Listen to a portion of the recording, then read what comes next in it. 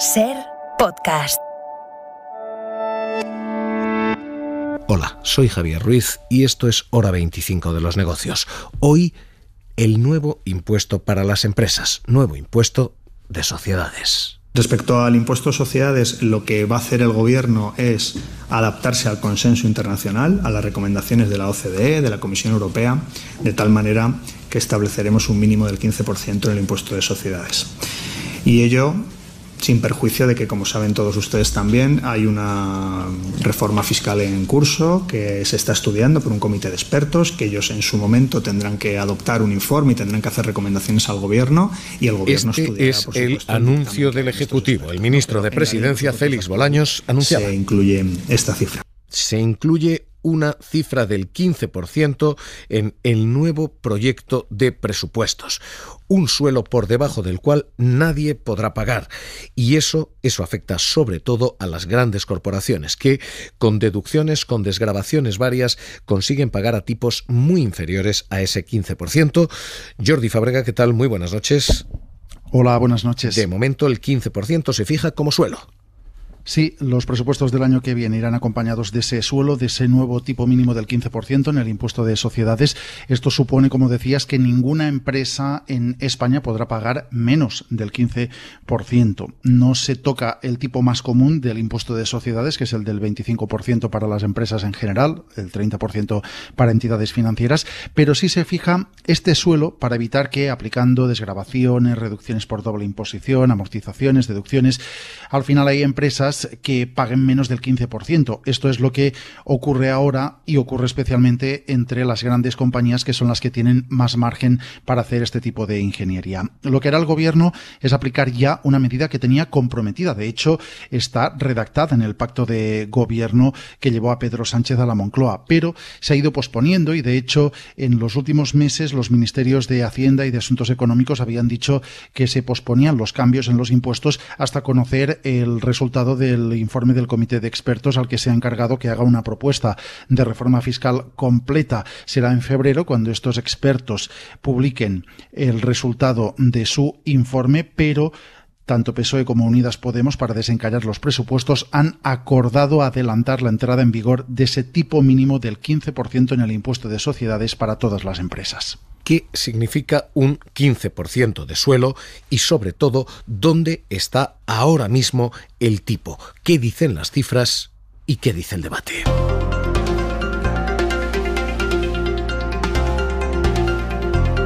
Las cifras dicen que el impuesto de sociedades recauda hoy el 9,4% de todos los impuestos. 9%.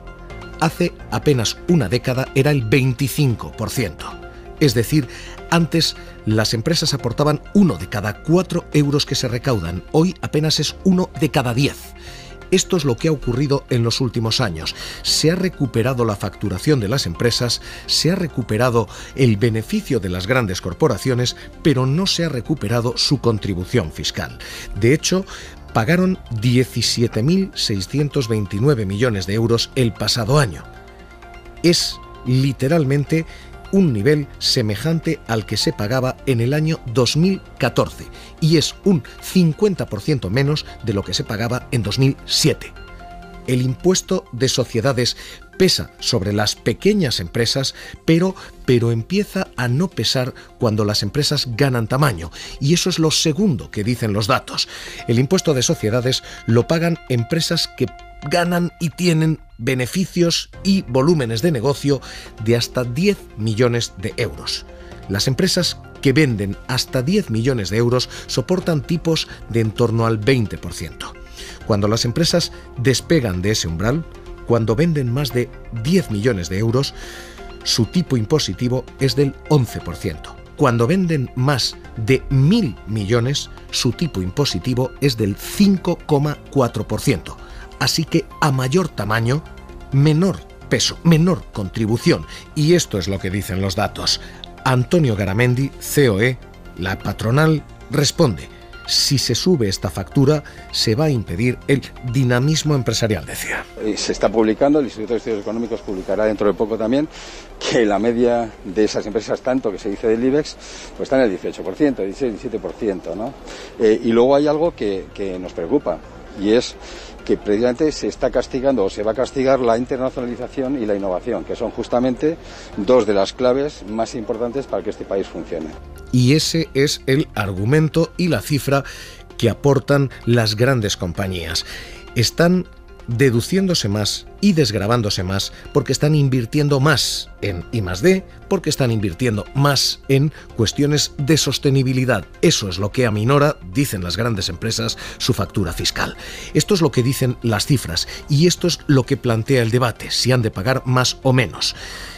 ¿Qué dice el debate político? Pues hay uno con la empresa, pero es que hay otro dentro del gobierno. La vicepresidenta económica Nadia Calviño era partidaria de no subir estos impuestos ya, de esperar a que se consolidara la recuperación. Era partidaria anteayer. En el ámbito de los impuestos hemos venido enviando un mensaje muy claro, y es que en este momento la prioridad es impulsar la recuperación económica y la creación de empleo. Se pueden hacer ajustes en determinados elementos, pero vamos a esperar a febrero a que nos presenten las propuestas el grupo de expertos que se ha puesto en marcha. Ayer, otra ministra de otro color político en el mismo gobierno sancionaba y aprobaba justo lo contrario. Los impuestos a las empresas suben y suben ya. Yolanda Díaz. Y lo que les digo es que toca que las grandes empresas, las grandes multinacionales paguen, ¿no? Teníamos el dato de que muchas de ellas ni siquiera tributan por el 2%, insisto, cuando pequeñas empresas, pequeños autónomos están pagando cantidades que son muy relevantes. Por tanto, van a conocer el acuerdo, pero sí les digo que nuestro país se suma a la vanguardia de los restantes países, sobre todo por la injusticia fiscal, que la percepción que teníamos, y también por una realidad, es que estamos transitando una crisis económica, social y sanitaria muy fuerte y necesitamos de ingresos públicos. Hoy este es el debate, las cifras son muy inferiores a las que se pagaron. Hoy las grandes empresas pagan 1/3 de lo que pagaban en el año 2006. Hoy el debate es: ¿han de pagar más?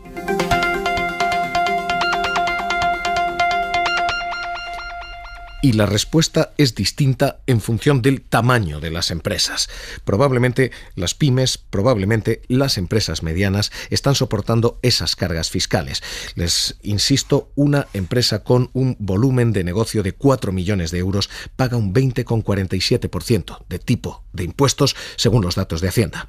Pero una empresa con más de 1.000 millones paga un 5% en impuestos. Así que la respuesta no es la misma para todos. De hecho, Jordi, la agencia tributaria ha publicado precisamente el desagregado y esta es la teoría y esta es la práctica. Lo que tenemos es que se paga menos cuanto más grande se es. Sí, porque este informe que ha publicado la agencia tributaria sobre lo que pagan las grandes multinacionales con sede en España, pero con multinacionales en todo el mundo, lo que dice es que más de la mitad de estos grupos, 56 de 122, pagaron menos de ese 15% de sus beneficios en impuestos de sociedades en todo el mundo. Incluso hay 20 de estas multinacionales que pagaron menos del 5% de sus beneficios en impuestos societarios en todo el mundo. Estamos hablando de que estas empresas, las 122 multinacionales, ganaron en el año 2018, que es el último del que hay datos, casi 92.000 millones de euros y pagaron en impuestos menos de 17.000. Es decir, que de media sí que pagaron un 18,3% de las ganancias, pero solo lo pagaron algunas. Hay, insistimos, 56 de estas empresas que pagaron menos de ese 15% que ahora el gobierno va a imponer como mínimo. Insisto, no es ideología, es economía. Grandísimas empresas pagan pequeñísimas facturas fiscales. Y el desequilibrio no es fiscal en general, sino fiscal empresarial. Son las mayores empresas las que menor factura pagan. Este debate, insisto, no es ideológico. De hecho, ni siquiera es doméstico. No es el debate que se está planteando en España, sino el debate que se está planteando en el planeta. el de si hay que fijar ciertos suelos para que ciertas grandes compañías no eludan una cierta contribución fiscal. Hay dos argumentos internacionales que se están manejando. El primero, el de luchar contra la elusión fiscal, y el segundo, el de evitar la competencia fiscal, la competencia desleal entre distintos países. Contra la elusión fiscal, básicamente, la Comisión Europea, que sostiene que hay que fijar un tipo mínimo. Bruno Le Maire decía literalmente un 15% para evitar que algunas empresas se escapen, y entre algunas empresas hay nombres propios españoles. C'est un accord ambitieux. Le taux minimal que nous avons fixé pour l'imposition des sociétés est à 15%. Et je dis bien 15%. Es el responsable de economía francés y ahora mismo el que será canciller alemán, Olaf Scholz, respalda exactamente esta tendencia, la de un impuesto mínimo para ciertos grupos. And I will say this is really a big progress. I am now at this morning very happy. Se intenta evitar la elusión fiscal, a la que, ya les digo, la Comisión Europea ha puesto nombres y apellidos. La Comisión Europea hacía una lista de ciertas empresas españolas y de lo que deberían pagar de más. ACS, la empresa de Florentino Pérez, debería pagar un 354% más de impuestos de los que paga hoy. Es decir, debería cuadruplicar su factura fiscal. A día de hoy tiene un déficit fiscal de 217 millones de euros, dice la Comisión Europea. Repsol debería pagar un 13% más. Tiene un déficit fiscal de 133 millones de euros. Telefónica debería pagar 400 millones más de los que paga, un 70% más de lo que paga. Y esa lista que hace la Comisión Europea se acompaña también de la banca española, a la que se tira de las orejas por la escasa contribución fiscal. El BBV debería pagar 205 millones más de los que paga, dice la Comisión Europea. El Sabadell 80 millones más de los que paga, entre otros. Este es el gran argumento, el de evitar que las desgravaciones saquen de la contribución fiscal a las grandes corporaciones. El segundo argumento es el de, además, evitar competencia entre países. Ese es el argumento que hoy ha jugado Nadia Calviño. Hay que subir estos impuestos, hay que fijar un suelo del 15% y ese suelo ha de ser internacional para que no se vayan buscando jurisdicciones de competencia. Es evidente que tenemos que ser coherentes en nuestra posición internacional y en nuestra posición nacional, y que es imprescindible y urgente acabar con la carrera a la baja que nos empobrece a todos, impulsada por algunos países en cuanto a la bajada constante de los impuestos de sociedades. Estos son los dos argumentos: evitar elusión fiscal, evitar jurisdicciones de conveniencia.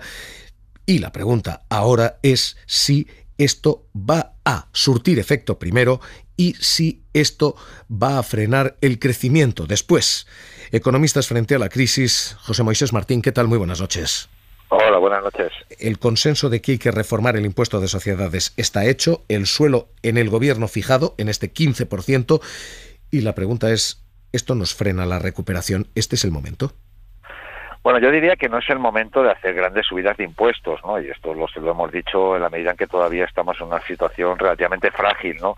Y por lo tanto, hubiera sido quizá más deseable esperar a ver el informe de los expertos y a partir de ahí tomar decisiones, ¿no? Pero dicho esto, en términos de la oportunidad, y que yo creo que hay un elemento de política, ¿no? De negociación política, de intentar cerrar unos presupuestos ahora que probablemente pues llevan unas medidas que pues, lógicamente responden a la negociación de los dos socios, ¿no?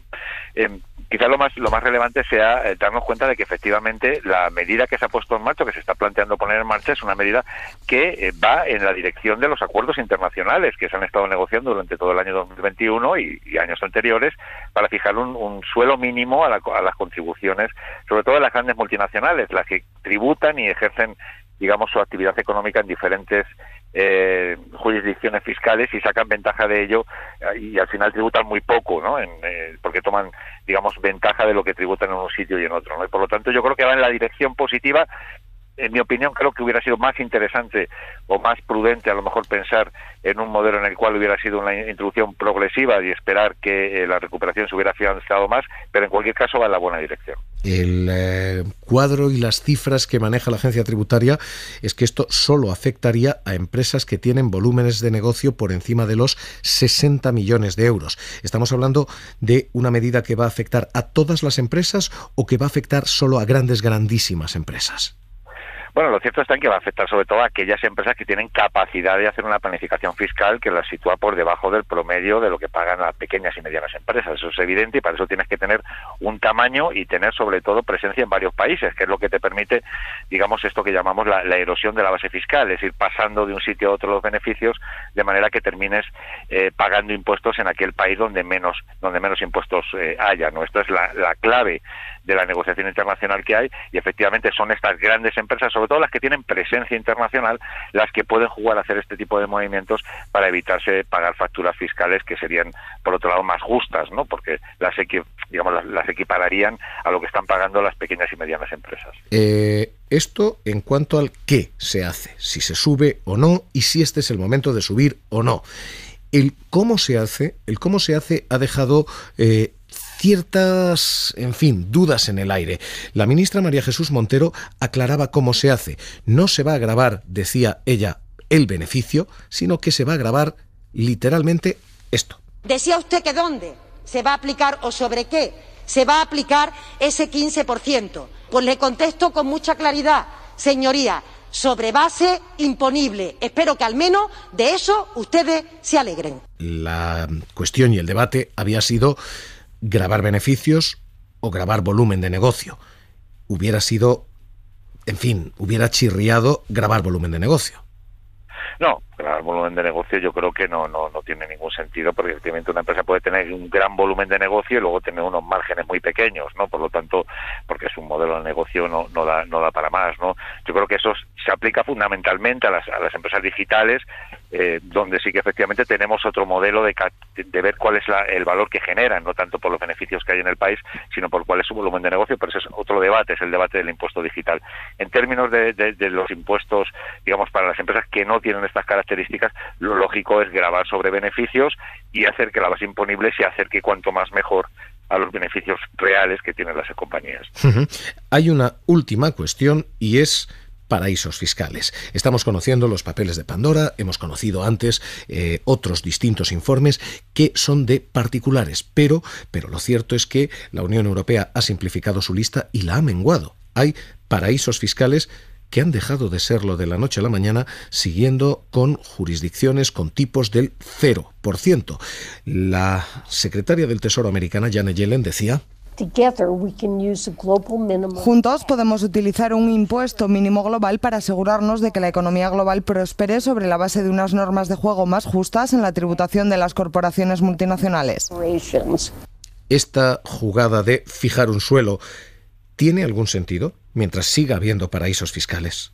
Claro, es que el problema de los paraísos fiscales no es solamente el bajo tipo de interés o el nulo tipo de interés, sino la falta de transparencia fiscal. Es decir, que el dinero, la economía, los beneficios que entran en los paraísos fiscales son muy difíciles de trazar posteriormente, ¿no? Por lo tanto, no se trata solo de tener un suelo fiscal, que yo lógicamente estoy de acuerdo en que haya un suelo fiscal del 15%, sino que además tenemos que tener en cuenta que hay toda una serie de prácticas de contabilidad y prácticas de transparencia fiscal que son las que nos van a hacer que eso se haga realidad.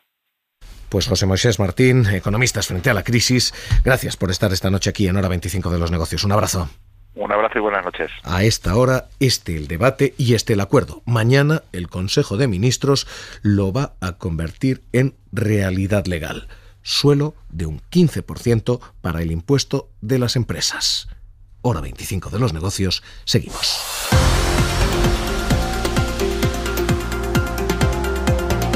Suscríbete a Hora 25 de los Negocios. Todos los episodios y contenidos adicionales en la app de Cadena SER y en nuestros canales de Apple Podcast, Spotify, iVoox, Google Podcast y YouTube.